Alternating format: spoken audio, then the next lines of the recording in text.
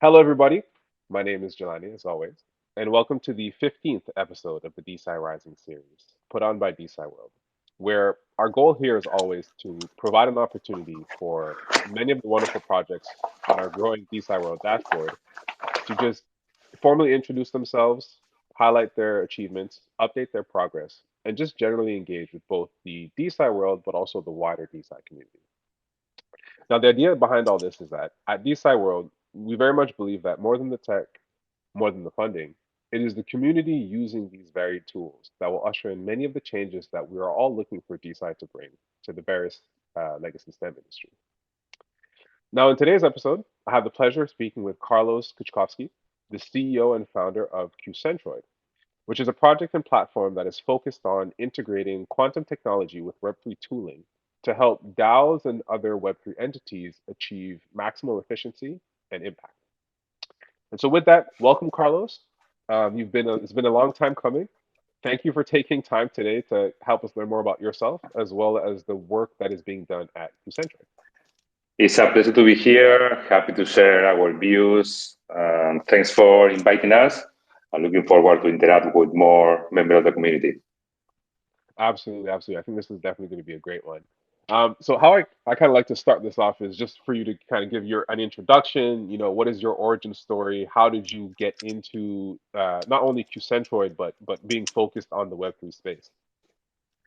Well, the long story short is I'm a computer engineer. I start making mobile video gaming, and also later I start being consultant and working for finance institution. So for blockchain was a hot topic in 2015 for finance institution, and I was leading some innovation department in an international finance institution. So I get in love, of course, with Bitcoin, but more later with Ethereum. The potential to have a global operating system, being a developer, was some kind of like a dream. And after that, I think 1 year later, I start following the DAO project because also the founders and the launchers of the DAO project was created also IoT device before this, one of them. And I also was involved in IoT. So when I discovered the potential of crowdfunding slash crowd investment collaboration, was some kind of, wow, this is the way of crowd investment crowdfunding.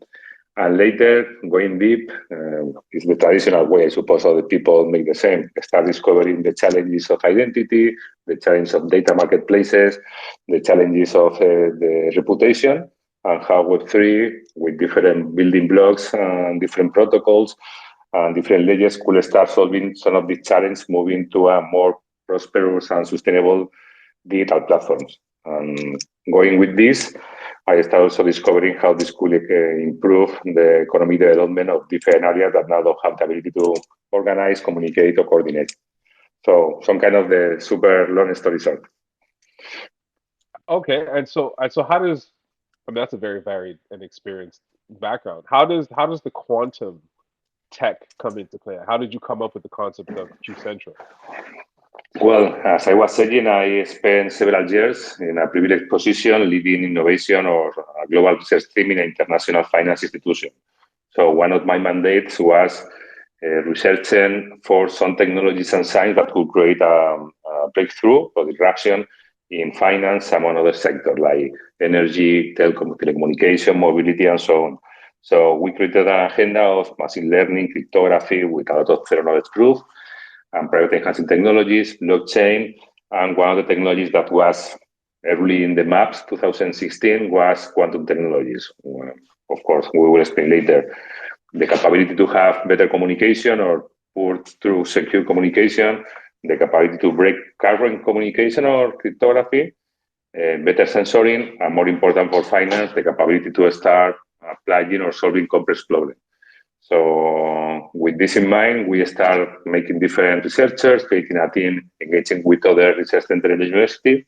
And close to 2 years ago, I decided that I wanted to experiment in my own life, the reading and the passion to make this in my own and start creating with some colleagues QCentroid. I love it. It's always nice to see this like entrepreneurial spirit kind of kick in and kind of bring us to the space and hopefully make this space a really innovative and good place to be as it relates to public good activities.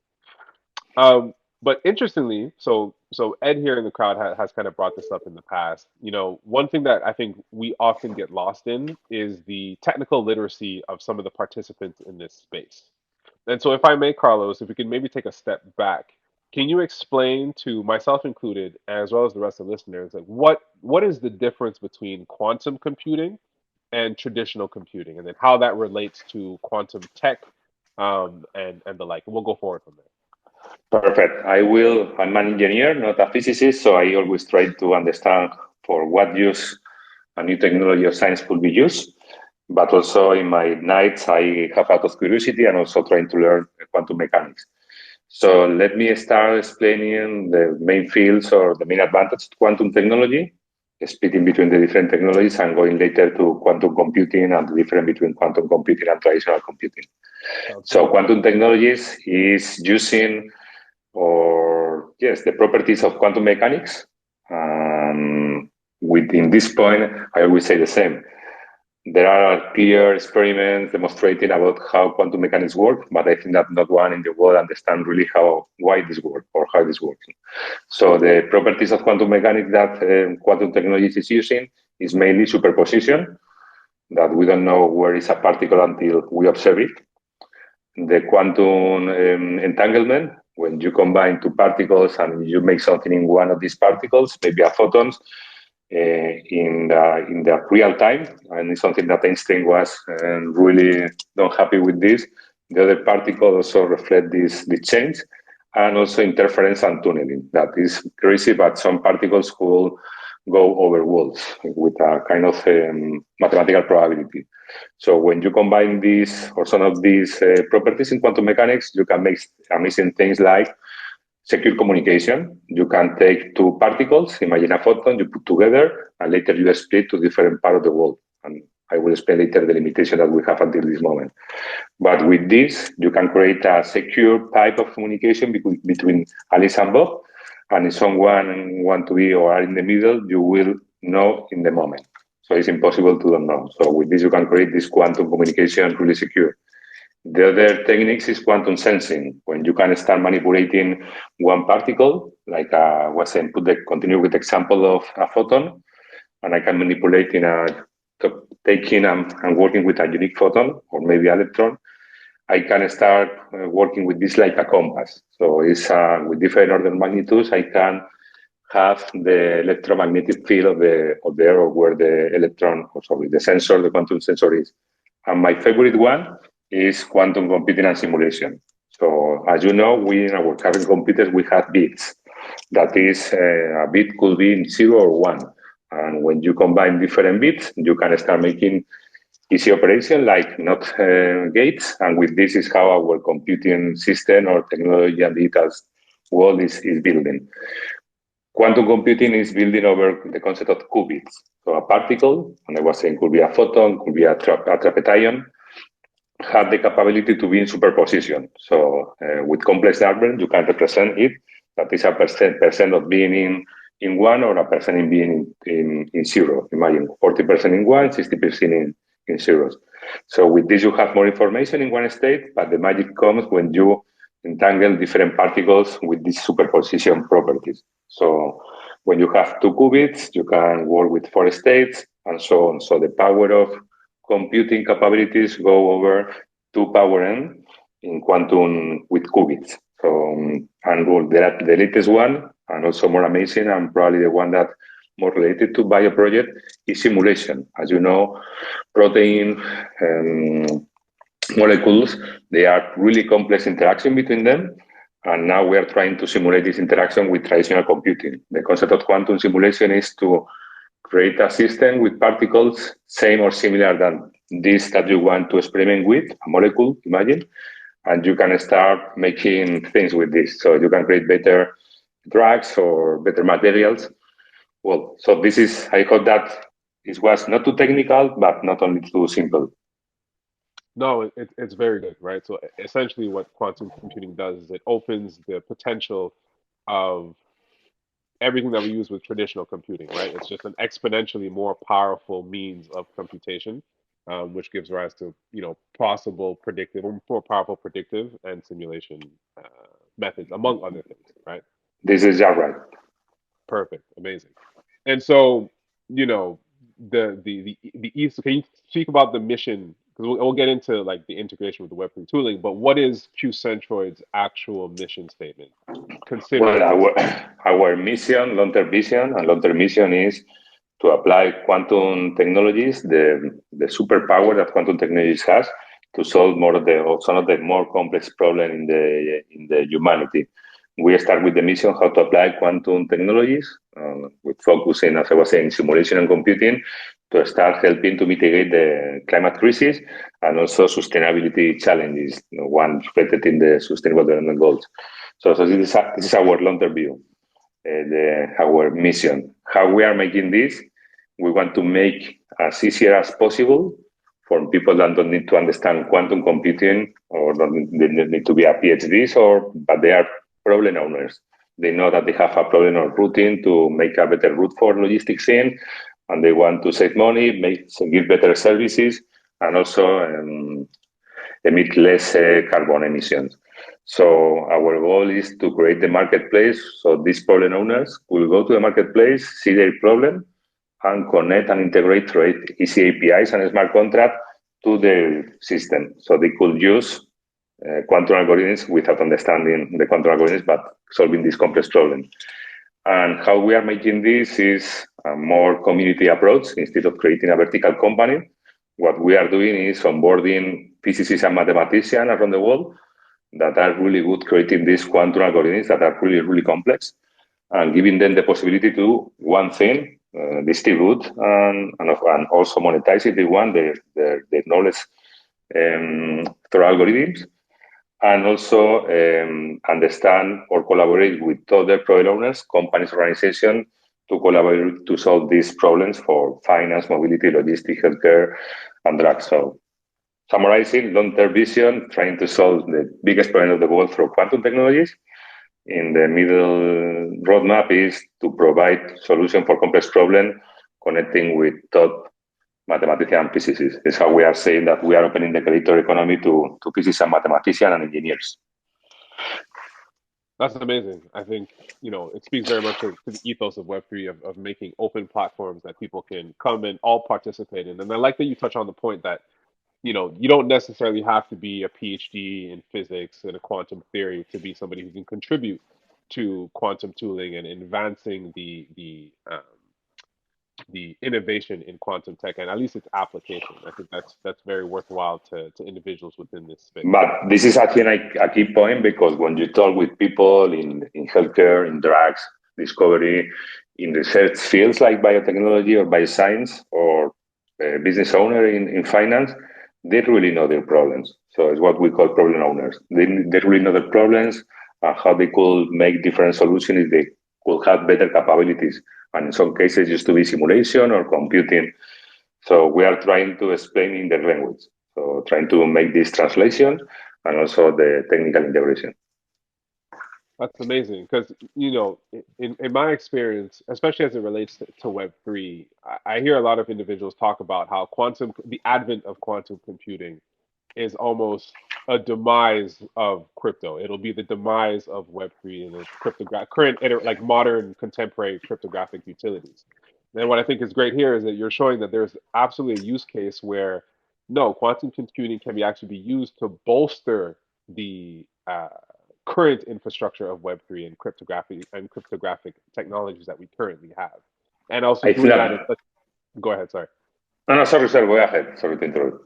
Well, I was just going to say, and doing that in a decentralized manner is exactly within the ethos of Web3. And so from top to bottom, you're showing as a proof of principle that quantum computing is actually beneficial, or people shouldn't be afraid. Web3 communities and Web3 purists should not be afraid of quantum computing. I think that this is one of the more misunderstanding concepts in quantum technology, quantum computing for other communities, but especially for blockchain Web3 communities, is that all we hear that quantum computing had the power to break encryption or blockchain.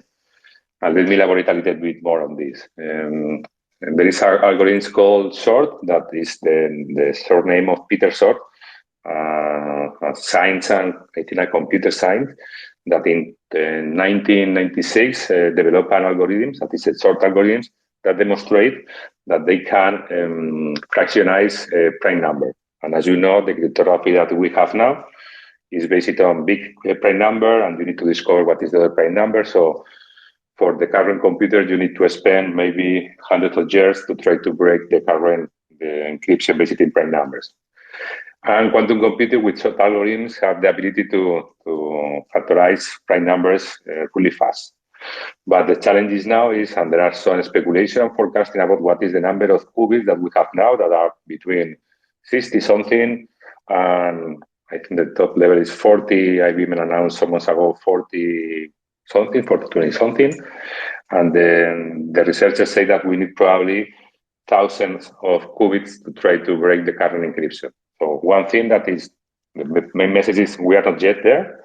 The second is there is two fields, that is quantum secure communication, I described before, that is a secure communication that cannot be broken with quantum computing, neither so algorithmic or other.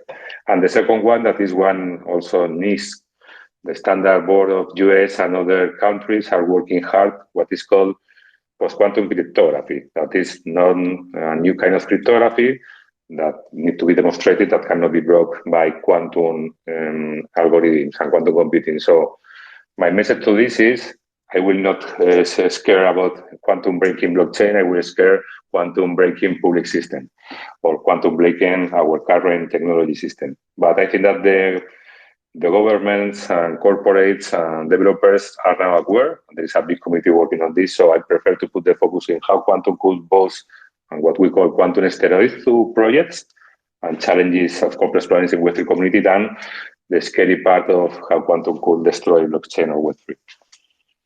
Fair enough. Fair enough. That makes perfect sense. And so in terms of use cases, so you brought up the concept of simulations of like protein folding and protein interactions within the decentralized science space. And we can take it out to the other, more traditional science space. But what are some of the use cases that you've seen or been approached with to tackle actual, use cases within DeSci or within Web3? Well, it's interesting because I try to make the exercise in a different way. That is understanding quantum computing for optimization that used to be combinatorial problems. And let's put two examples because live businesses, projects are protocols, Web3 protocols have a lot of complex combinatorial problems.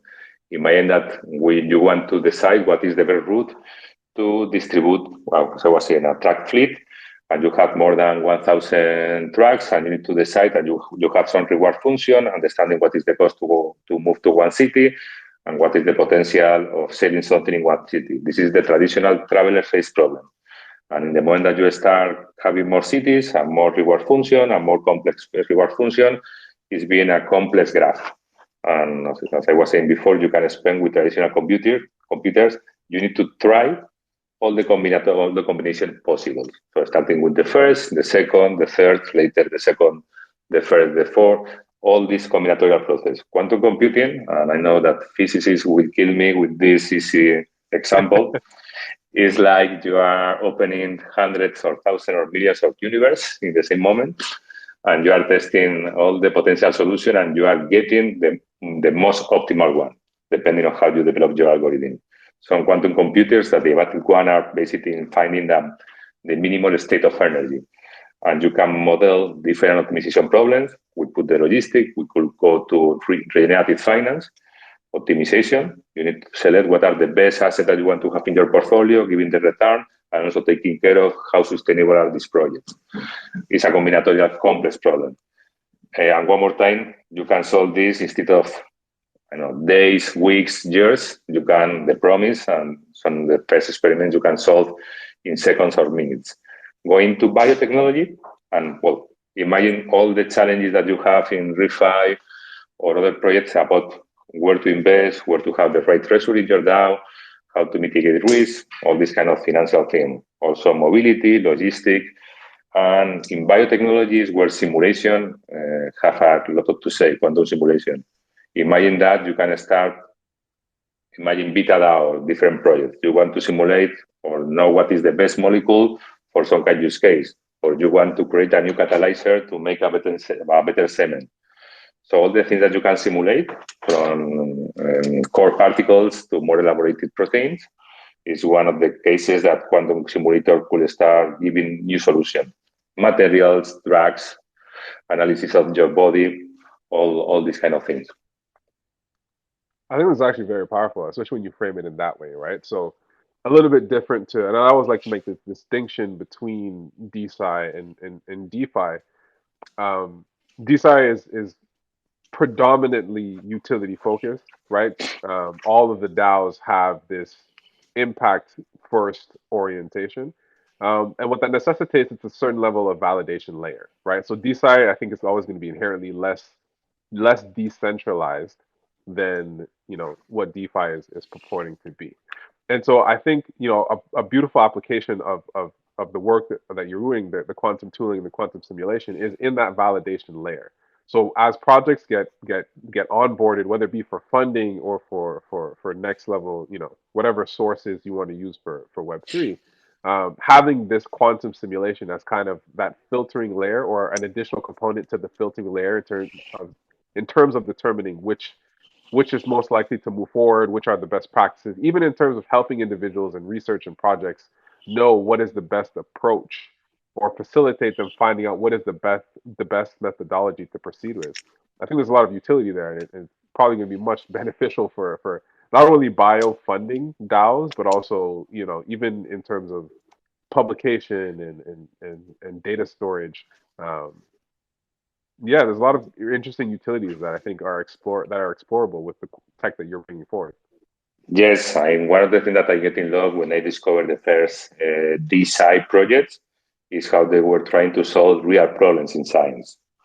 Funding, control of budgeting, peer reviewing, distribution, and also patents. I am really involved in the patent space, traditional patent space, and software license.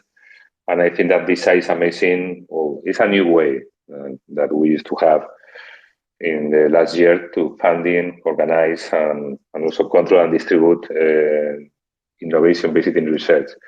And we have the directional vision, how quantum computing could be some kind of quantum steroids for these projects, accelerating the research that they are doing, starting in natural science, bio, but later, I suppose, new materials and other science areas that could be boosted by this square potential or exponential potential that quantum communication, computing, and simulation has. And in another way, that is part of our roadmap for the next year, and we are asking for colleagues to make this together, is how we are also trying to use the DeSci mechanism to funding research in quantum, from hardware to controlling, sensoring, algorithms. So we could use quantum for DeSci and also DeSci for quantum. That's actually a beautiful point, right? That's a great point, and I had not thought about it before.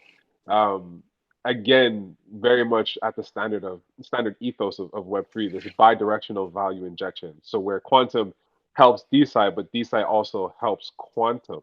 Can we explore that a little bit further? So you brought up a few examples of that, but can we go a little bit more into detail into how normal operations in DeSci and I guess Web3 in general can help inform and improve quantum tech? So let's put an example of, and I used to work, and I was really proud and happy working and leading a research team in a big international company. So in this case, when we want to research something in different areas, we need to ask for budget internally, explain the long-term views, and also the monetary return. It's a private company, of course, and it's good. And we need to start finding the right researchers, PhD for the area that get inside the team, or also making partnerships with other research teams or academia or other corporates. And it's working. But at the end, you always have this pressure for low-term return. And also you sometimes, or out of time, did not find the right people that want to go out from academia and start working for corporates. And one more time, the funding is some kind of one of the biggest problems. Later, you have the control, who are deciding who give money for some kind of project, or when to stop, when is the best moment to stop funding for some projects. And I love mechanisms like quadratic voting or quadratic allocation. I think that is a lot of things to explore on this and similar mechanism.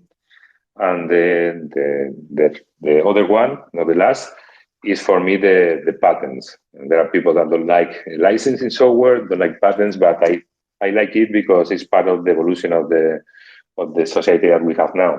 And it's a process that is really slow and one really expensive. It's not affordable for all the people and complex.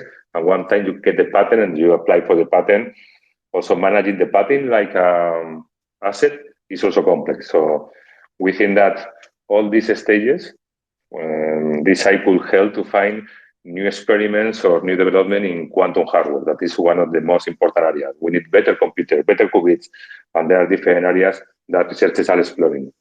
Sorry. We need also the same for the full stack, controlling system, monitoring system, and of course for sensoring and communication. But later we need also for creating new algorithms, and we can create collaboration between what we said before, problem owners and the people, the physicists and mathematicians, the expert in quantum computing making this. And the last one that also we are working on this is how we could apply similar concept of IP NFT that big data, molecular, and other projects are implementing this framework, not only for patents, but for software license. As you know, not all the software could be patented, but all the software has a software license. So we are start making NFT of algorithms on first experiments to automatize and make more clear the managing of software license. We believe in open source, in open access code, but we don't believe, or not all the code need to be free source. No, that makes sense. Yeah. Let me ask you a question. So, and this may be just ignorance or naivete on my end, in my experiences, but has there been integration of quantum with AI and machine learning? Like, is there a quantum-powered AI that exists? That sounds a bit scary. Yes. Well, that is one of the amazing fields, how you have this convergence between technologies and science areas. There are two angles, and I also love the bidirectional things because all these technologies, as I say, is they create the convergence, this exponential evolution. So, in one hand, there is a field called quantum machine learning. That is, with qubits, you can implement neural networks. There are some researchers and some groups that are saying that they can train neural networks with less data using qubits instead of bits. So this is quantum machine learning. The second part is what some people, and I love how they call quantum enhancing machine learning. As you know, now in a lot of machine learning traditional system, you need first decide what is the variable that is training your model. And this is one combinatorial problem. And so the optimization power that quantum has will improve selecting the right variables with less cost, less time, and training more accuracy models. So there are two angles. And the third angle that is the bidirectional is how machine learning could help to develop better qubits, better control system for quantum, and also maybe more algorithms. So I think that the combination quantum and when the people told, are you working in quantum and not machine learning? I say quantum technologies and quantum computing has machine learning embedded. Yeah, it sounds like it. It sounds like it's embedded within its framework and infrastructure. And so, I mean, you brought up so many examples. It kind of leads to the question as to how come, like, what is it that's limiting the implementation of this tech more broadly, or the adoption of it throughout not just the DeSci space, but all industries in general? Is it that it's not quite at maturity, or is there just a general ignorance of individuals to its potential? Well, it's a combination of both areas, what you mentioned. One thing is quantum just moved in the last 5 years from a field that was in the hand of research centers to start being tested by public organization and corporations. So the evolution that is happening in the last 15 years is amazing. But we are having some challenges. And the main challenge that we have now is, well, first one is talent. We need to develop more talent workforce in quantum, people that know from business areas to technology to engineers to developers to physicists, mathematicians. But the main challenge now is the quality of the qubit that we have. So there is a concept also, physicists don't like this concept too much, that is noise. Traditional computer have some kind of noise, and sometimes there is a flip between when a bit is in zero, they can move to one. but we have a really good control system developed in the last 14 years, so it's not affecting to the traditional computing. But something similar happened to qubits. So sometimes qubits start making flips in the state that they have. When one is in 0% of 0 or 1, he changes. So what this means, and also imagine that qubit, some of the technologies need to be isolated, because as the quantum mechanics, if you observe what is happening, you break these quantum properties. So all these things together is happening that we have first quantum computer with not too much qubits. I was saying we are moved from 40 qubits to 4,000 qubits, some of them. And for making real problems like complex molecules, probably we'll need thousands of qubits. And second, that the qubits that we have now are noisy qubits. So they are not giving the exact result that we have. And this is what it's called the noisy age of quantum computing. But the good thing is that there is a lot of investment for countries and corporations, and I hope that in the future from DeSci, that is accelerating this new mechanism or looking for breakthroughs to solve these problems. That is one, having more qubits with more quality, that is called quantum volume. And the other problem that is going to be hard is, one time we solve this, having the quantum computers to develop in a manufacturing way, in series. So one of the times in the future is to have the right or enough quantum computers or simulators to cover all the people needs in computation. But I'm optimistic, at the same time pragmatic, and I know that when the people put together with a purpose and a lot of talent, probably we could accelerate the different timelines or horizon that we have to achieve what is called quantum advantage. That is when a quantum computer and quantum algorithms could solve a problem faster and with more accuracy than whatever supercomputer in the world. Yeah, and I imagine that QCentroid is eventually going to be central to that, because I mean, essentially your platform is opening this up, making it open access for people to participate in generating, algorithms and quantum tech. And to that point, is there an initiative at QCentroid to help facilitate individuals, so not just bring in people who are already competent, but to increase that competency in individuals who are interested in becoming and working in the quantum sphere? Yes, of course. What we call is, and maybe it's not the best way to explain is, we want to create in 10x way the quantum army of the world. People saving quantum technologies and with quantum mindset in different areas that could accelerate what we have now, and also could, more important, could use it in the right way and in the right writing. So for this, one of the things that we are making in collaboration, we put in our platform, maybe marketplace, companies that are creating algorithms, also quantum random numbers, that is important. And we are putting companies and teams that are giving lessons, that are giving training or coaching about quantum. So we start first for corporates, later with organizations. Now we have a partnership with one of these companies to start giving quantum knowledge and quantum course and session to Web3 community. So it's part of our roadmap. Oh, that's amazing. I think that's absolutely. I love to see the collaboration in the space. And actually, my following question was going to be, have you formed any strategic partnerships with Web2 or Web3 entities to this? So, are you able to name the partnership that is going for this quantum education? At this moment, I can't describe the kind of companies, but we are now moving from non-binding MOUs to binding MOUs. So I prefer to wait for the session, and I would love to disclose with you in some weeks. In the Web3 space, we are making two things. One is making partnerships with companies that allow connect off-chain computing with on-chain things. So we are also collaborating with Oracle's protocols to make this easy connection from a smart contract to a quantum random numbers or a quantum algorithms or simulation. Also, we are making a really good partner, and I hope that we could announce in the coming before the end of the year, with a layer 2 protocol, looking to have this low cost of gas and also giving quantum to as much people as possible in their community. But we are looking also to embed these quantum technologies in different protocols and giving access through hubs collaboration to as much Web3, and I hope DeSci project as possible. In the Web2 space, what we are doing is our strategy of going to market is making agreement with hubs. And there are two kind of hubs. The quantum hubs around the world that used to be from academia, researchers that want to experiment. And there are some companies, organizations, public and private around trying to make these experiments.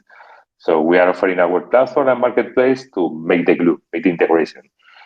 And we are in conversation with some Spanish hub, quantum hub, and other in Europe, moving forward to make more deals of collaboration. And for the demand side, we are making in the Web2 space also agreements with vertical hubs, clean tech, fintech, telecommunication, to try the same thing. Instead of going door by door, knocking doors, to try to make a partner with association, a hub, and provide them this quantum experiment in an easy way. That all sounds amazing, and I completely understand the lack of being able to talk about certain things. But what I appreciate the most in everything that you just said is that the QCentroid seems to be straddling the divide between Web3 and Web2, and I think inherently to that aspect, that's what's kind of going to bring both of those realms a little bit closer together when they start to see that there's a lot of significant overlap between, and there's a lot of opportunity for partnerships between Web3 and Web2 that is not detrimental to either, is actually complementary. And I'm glad to see Concentra kind of straddling that Yes. divide, similarly to how you guys are doing so between DeSci and refi. So I don't know if is there can you speak a little bit upon that? I know you guys are active in both Yes. spaces. What is your Well, perspective there? what we are making is, and we are starting first, and we have a lot of internal discussion.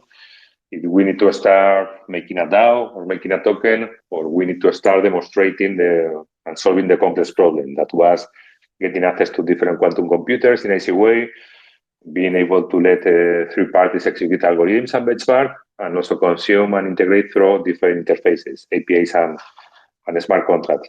So we decided to start in this we have been working in Steam mode in the last 10, 12 months.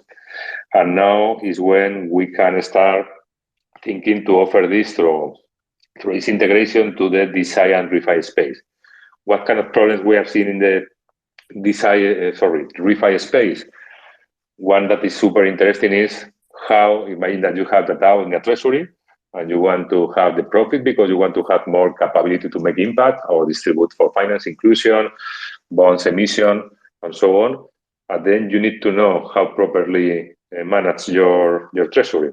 And this is a really complex problem. And in the moment that you add also sustainability of the organization or token that you are putting in your treasury, is increasing the complexity. So it's one of the things that we are start defining internally, how we could help the refi projects applying prosperity, profitable projects, and sustainable one in the environmental, economic, and social thing. So this is one of our core areas.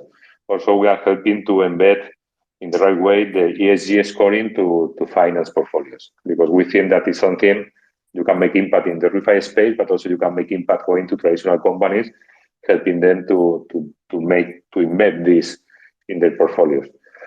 And in the DeSci space, what we are now analyzing, and we have been talking and working a lot on this, is when is the right moment to start moving for being a startup, centralized startup, to being a network of companies and hubs, to start putting the right decentralized mechanism and start having maybe our own token, maybe others, because we want to use things that is working. We are really excited about the coming announcement of Gitcoin with the grant protocol, because it's something that we were analyzing that we need, and if something is building this, we want to use it, and we are approaching in this way. So we know we need something. We are like if something is providing this, and we connect with them, and if there is not there, we try to create. That's amazing. And I like the approach. I like the internal introspective approach of surveilling the state of the Web3 land and seeing that there are definitely, as many of us can attest, there are definitely intricacies when it comes to building out a DAO and all of the infrastructure that comes with that, whether it be governance, token allocation, treasury management, and the like. And I think there's a lot of optimization that needs to be had there, but it's difficult to do so when you're looking at it from a solo DAO perspective. Um, But if you can look at it from the space and layer on quantum tech, like you're saying, I think that that'll largely improve how DAOs operate and the ultimate um, impact and efficacy of the space overall. So that's great. That sounds amazing. So to try to cover this part, what we are also planning and we are making in the traditional, but also in the new tokenized or Web3 way, is the concept of challenges. Challenges in the Web3 space is sometimes working really well, but in the history of innovation used to be one of the leverage of accelerating some kind of innovation. So one more time, we believe that putting the product owner, launching the challenge, defining the challenge, we have with two organizations making this organization, and also with 3.1. I think that also we could accelerate this supporting and combining co-investment with crowdsourcing. And it's one of the topics that we think that probably the only way to make this properly is with Web3 mechanism and with decentralized governance. I appreciate that. I look forward to the kind of future that yields to. To take a little bit of a step back, so you mentioned that there is talks that you're having with potential layer twos in the Web3 crypto space. Let me ask you, and again, this may be a shout out to my ignorance of the topic, but are there additional limitations when it comes to integrating quantum tech with something like a blockchain that is perceivably immutable? Is there a Uh, level of complication in there? in there, in there are two angles of this. Like one angle, the easy one, that is what we start is at the end, quantum computing or simulation is providing computing, but in a way, in a exponential way that could solve things that now are impossible. But in a simple way, are computing. So in the same way that you are connecting now a smart contract with a sensor or IoT device or other computer power in data lakes or whatever computing power outside the blockchain because you want more computer power, the integration is similar. So what we make the integration between quantum computers, algorithmic execution, and later we make the last mile to make this easy and possible to call quantum algorithms and computers from a smart contract. So this is one part, and it's great, and I'm sure that we will need to evolve, and we are looking to work with more protocols, layer one, layer two, different communities, to embed quantum as much Web3 protocols as possible. The second is, but this is in the part of more my Friday nights, thinking in other dimension, that is how quantum computing could be embedded not only for protocol application, but inside of the protocol. Imagine that consensus mechanism, and there are some theories, it could be better keeping the security of proof of stake or proof of work with a AI-based consensus mechanism. So there is been starting some conversation similar about could we create a blockchain based on quantum algorithms and quantum random numbers? So could be more efficient because are providing the trilemma that all we know.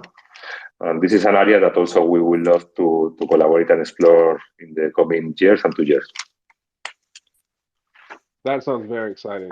I have run into this. I think is going to be the second example of people who are looking to embed tech, special tech, or unique tech into the underlying blockchain infrastructure, right? Or building a blockchain out of said tech.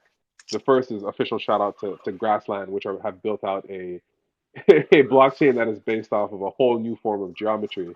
I'm looking forward to seeing if QCentroid manages to build out a blockchain based off of quantum theory and quantum application. I think that'd be very interesting. It'll probably shift how the space works altogether.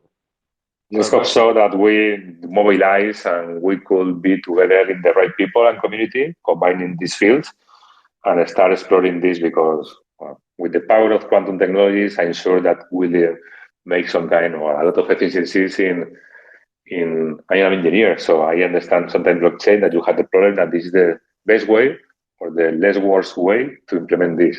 And I'm sure that we are going to start evolving and making more evolution about how implements the need that for what we create a blockchain. Yeah, that's absolutely exciting. I think the future, we're so new and the space is so young. Even quantum computing relatively is so young. The future is definitely going to be a wonderful place to observe. Um, and so I guess my next question is, I mean, you've touched upon this through our conversation. But as a whole, what is it that we can expect from QCentroid? Like, what is the roadmap that you foresee? Well, the roadmap that we are planning for the end of the year and the first 2 quarters of the next year is first, we want to be a sustainable, of course, in the triangles company. So we are growing our team, we are getting a traditional investment round, and we are connecting with more quantum computers, and more important, we are onboarding more quantum, what we call quantum creators. As I was saying, startups of PhD physicists and mathematicians that have this ability and want to monetize or distribute, or sometimes both things, their algorithms, because we know that without this part of the network effect, we will not achieve what we are looking for. In the other part, we want to onboard more traditional companies. Why? Because they are now the one more awareness about quantum technology and the impact. And in parallel, what we want, as we are saying, as we have these interfaces to Web3 through smart contracts, we want to make more connection to other blockchain technologies, and also start connecting with projects that are looking to use and experiment with quantum technologies, competing on, so acting as a centralized company, providing quantum powers to DeSci and Web3 projects and protocols. And I hope that in the second half of the year, we will achieve the right metrics and the right number of creators in one side, in the offering side, right number of companies interested in testing, evolving the product, and we could start defining with, I hope, with some other people and projects, if we need a token, if we can use other token, but start the decentralization process. So we hope ending the next year, or maybe at the early of 2024, having a proper DAO and also investing. As we are now close to end, we have also a small dream that is how we are making algorithms with NFTs, or we are making NFTs of the algorithms. We can automatize all the revenue share for executing an algorithm. What does this mean? That we are also applying some kind of mechanism, but some kind of percent of the incomes generated from algorithms could feed pods. So the pod later could apply for pods to apply quantum computing or research on quantum computing. But as I was saying, a lot of things to make is why we are asking for collaboration and amazing year that we are going to live. That's amazing. And off the top of my head, I can think of 3 or 4 projects that I know offhand would probably be very interested in interacting and collaborating as it comes to application of quantum for their tooling for what they're developing. So I highly encourage those of you who are interested in tech, in quantum tech, and think that it can be applicable, please do reach out to Carlos. Please do reach out to the rest of the QCentroid team, because as you can very much clearly see, they're very much open and interested in collaborating across the board. Yes, this is amazing, and sorry to interrupt, because it's one of the parts that we are looking, that is collaboration. Why? Because now we understand we have been working in Web3 for several years, but we don't have the expertise of other people launching, improving DAOs. But we have this expertise in quantum. So what we are looking is for this kind of partnership to collaborate in what the people have experience, and to accelerate this vision of putting more people, more resources, more talent, and this network effect that we are looking for. Yeah, I'm definitely going to reach out to the network that I've built to try to orient people towards you. And kind of to that last point, I mean, you've touched upon it here and there, and you called for the collaboration of like the larger entities. But as a whole, how can the DeSci Web3 individualist community help support you and your team? Well, I think that the first thing is problem owners, first thing could be in our side, that is trying to make fun, easy, and interest, applying and creating the quantum mindset for the DeSci community. And it's something that also, one more time, we would love to collaborate. We are preparing the first courses for this, so the people could be aware that they need to put time on this, because they could create this potential benefit for the purpose. So this is on our side. And in the DeSci community, I would love to have people passionate about this, thinking what are their problems, but not the easy one, the complex one, the combinatorial simulated problems. So we could work together to put these challenges to the hardware creators and the software creators. Because as you know, the people love to create concrete things or solve concrete things. So summarizing, awareness and education from our part of the community, the quantum community. And I hope that having the detailed and defined problems from the DeSci community. That's amazing. And so as we approach the top of the hour, I'd like to open this part of the segment to questions from the listeners. So if there's anybody listening that would like to either make a commentary related to QCentroid or have some kind of questions, please put in a request to speak, and I'll bring you up on stage. While people start to DeSci and figure out their questions, if I might ask you a particular question, Carlos, um, what do you feel is the biggest challenge that you as the QCentroid team are facing right now in the space, or in the space that you carved out for yourselves? Well, the biggest challenge that we have now is focus. We have too much areas to try to grow, to try to solve, to put our effort as a small team is focus. And sometimes we need to have a strong voice internally to decide, okay, we can go to different fields, but we need to have a clear roadmap. So we are achieving this part. The second part is in our demand side, how we could accelerate, and it's why also we are working with traditional and new kind of organization, so the people could understand the power of quantum technologies, and with this awareness could accelerate the resources, how they are putting attention, budget team to this. So I think there are our two main challenges, because the rest I think that we will be able to solve. But we need this attention and awareness of the problem owner community. Absolutely. The first problem is almost a good problem to have, right? There's so many things that you can address that it's just, okay, we need to pick this one. That's often a good price, because a good problem, because it means that you have a blue ocean to explore into. The second problem of being awareness, well, that's why we're here. We're very happy to always collaborate with you to promote awareness. That's kind of our ethos here in the space. So we'll definitely be in contact to kind of help further that, push that forward. Ed always is up. He always has a question in the commentary of great resounding foundation. So Ed, please, if you have something to say, go ahead. Yes, thanks for the presentation. It's great to hear. I come from regenerative agriculture, working on the science and implementations, and I feel a connection between, I think what you're trying to do is a paradigm shift, the same that we're trying to do in regenerative agriculture. And paradigm shifts are really hard because of the establishment. And I think that maybe DeSci, the refi, the community, the Web3 and everything can hopefully help that. But I find that maybe, there needs to be more connections between people that are working on paradigm shifts in the world that we live in, because, we can have great ideas and work them out, but getting them into reality now is harder and harder. So I'm wondering what your thoughts on that are. But thank you so much. Well, I think that when I discovered DeSci, the community, for me, one angle, of course, is having a new way to funding and manage and solve the challenge that we have in the research community. But the other hand, for me, was to be able not only to fund, but also to manage and to achieve the big missions, the moonshot projects. And as you know, I love to study complex projects like Manhattan Project, like Century, Apollo Project, and also in Europe that we have some kind of vision in the same to other countries. So for me, this side is one of the space that need to happen, these new ways of collaboration, funding, monitoring, controlling, and so on.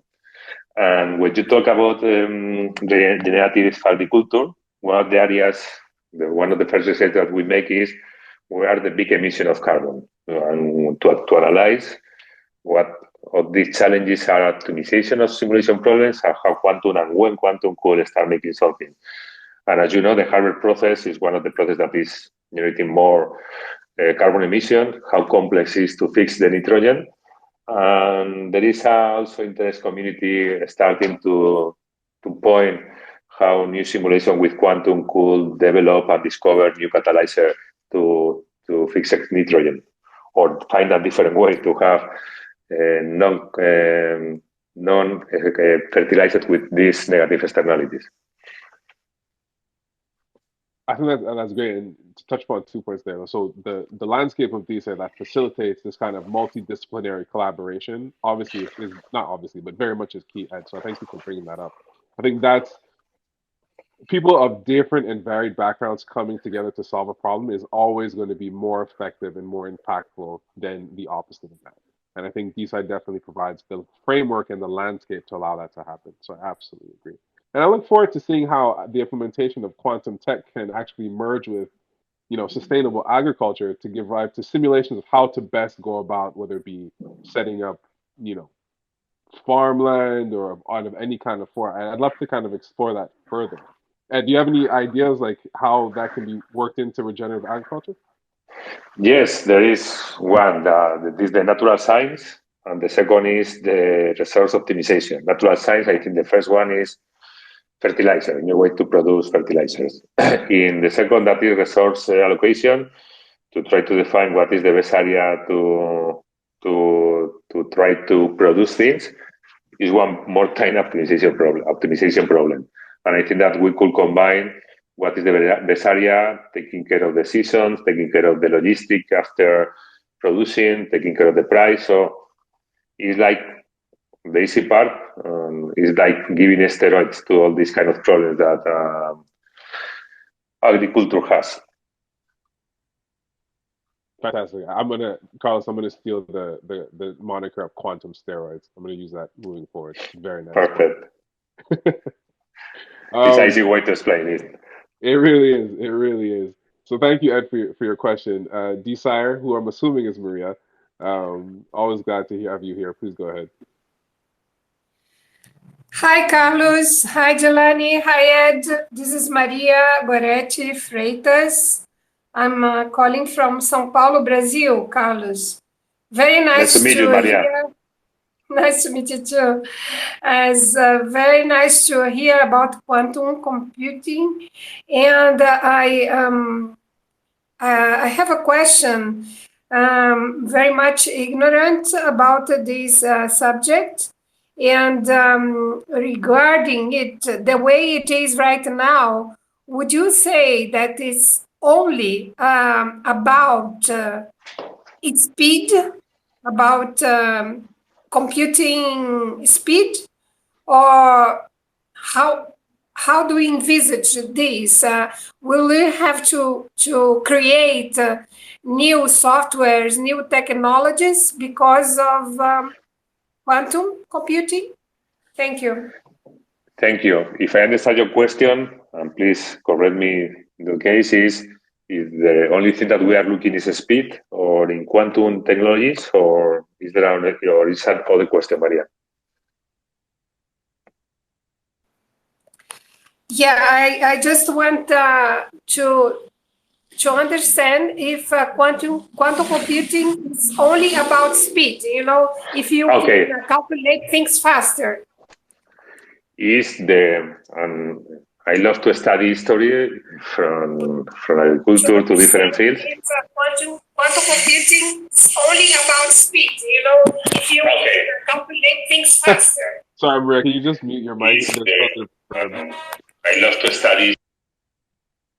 There we go. Go ahead. Okay, Maria. Similar to what happened in the last century with the first computers, the people cannot imagine for what we are using now. In this moment was to pay payrolls or trying to break a cryptography system. So they were looking at, you were saying, speed. Later, they start analyzing that they can manipulate information in different ways that we cannot make in this moment in Abacus or with a paper. So we are in the similar moment. One of the clear use of quantum computing is to manipulate information that we need probably with the current computing system years or hundreds of years or thousands of years to be able to make this in minutes, seconds, something like that, or something that happened.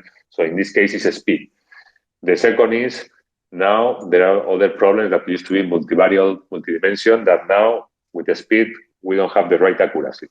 And also quantum computing are trying to work to discover this right accuracy. So, and the other thing that we cannot imagine, or is difficult to imagine, is what are the use cases with the capability to manipulate the quantum mechanics properties the users will be able to make.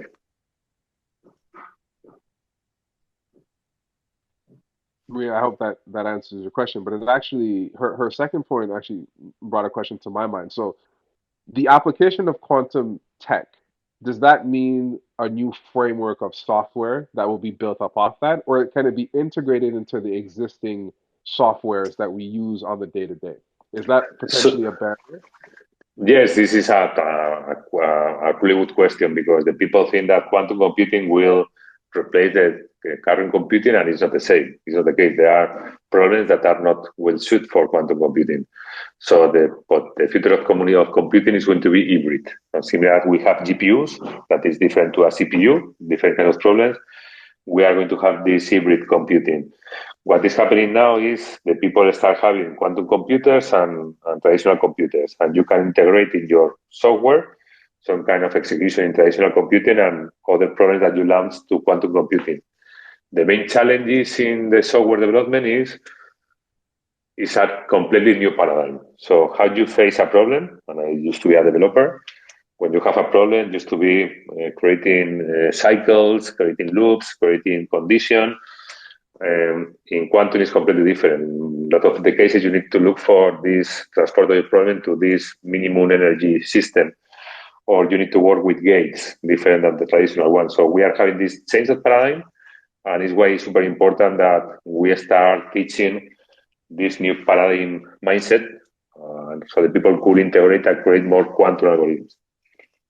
Okay, okay, that's really good. Thank you for bringing that up. And I don't know, maybe you did talk about this in your commentary, but has there already been examples of because you talk about this hybrid system, has there been examples of quantum computers that can openly discourse or openly communicate with traditional computers? Because I imagine that's Yes, okay. what we are doing this. Imagine, and let me put an example. Imagine that you have a computer and you are a system that is looking to calculate what is the best route for your agriculture. And in this case, you have your current system, and in the same way that you are now maybe calling to a map system through APIs, you can call to a quantum computer through APIs. So you send to the quantum computers, okay, this is my complex problem, the number of points that I want to analyze, what is the better to solve, and the quantum computers gives me the result, the best optimal solution, and I use this best optimal solution to make other things with my traditional computer. So now the connection or the integration is making in this way. What the people is projecting now that we are going to start having data centers with the combination of quantum computer chips and traditional computing chips. Fantastic. Uh, I think that's definitely going to be needed, and I look forward to that future. So Carlos, I think I've personally run out of any questions, and I'm glad that others have come up and asked questions. As we close out the space, are there any final remarks you would like to leave for the audience and those who will be watching later on? So for me, the main two things is quantum technologies is one of our most powerful tool for science, for other things. So let's try to understand because also it's fun. And second, let's work together to understand what is the best use cases and the right reading to apply it. Absolutely fantastic. And I'd like to reiterate Carlos's commentary of earlier. All those who are interested in quantum tech, please do come and reach out to QCentroid. If you're a decentralized Web3 entity, if you're a Web2 entity and you're interested in exploring the application of quantum steroids in terms of how to boost your productivity, efficacy, your impact, please do again reach out to QCentroid. Um, as a few other closing remarks from our end, please, everyone who is listening, make sure to keep your DMs open as we will be contacting you for pro-ops for being present in the at the spaces. Um, if you're interested in learning more about the DeSci projects that exist and those that we've spoken to, please feel free to look up DeSci Rising on YouTube on our YouTube channel. There you can watch all of our previous episodes. Carlos, this episode will be up very soon. Otherwise, if you would like to support us at DeSci World and our other initiatives, you can feel free to get yourselves one of our microbes. It helps us greatly, and it's also directly plugged into the ecosystem that we're building. So you will definitely have MVP status from that. Otherwise, I hope that everybody has enjoyed this conversation. It has been extremely informative for myself, and I very much appreciated everything that has been brought up here. Otherwise, I hope you all have a great weekend. If you're watching the football/soccer games, enjoy yourselves. And we'll be in touch, and we'll see you next week, next Friday, for the 16th episode of DeSci Rising. So again, with that, guys, have a great weekend. And Carlos, if you want to say anything, go ahead, please. Now, thanks a lot for this, and looking forward to more episodes. We definitely will. Carlos, I'll be definitely in contact with you soon. All right, guys, have a great rest of the day and a great weekend. Goodbye. Bye.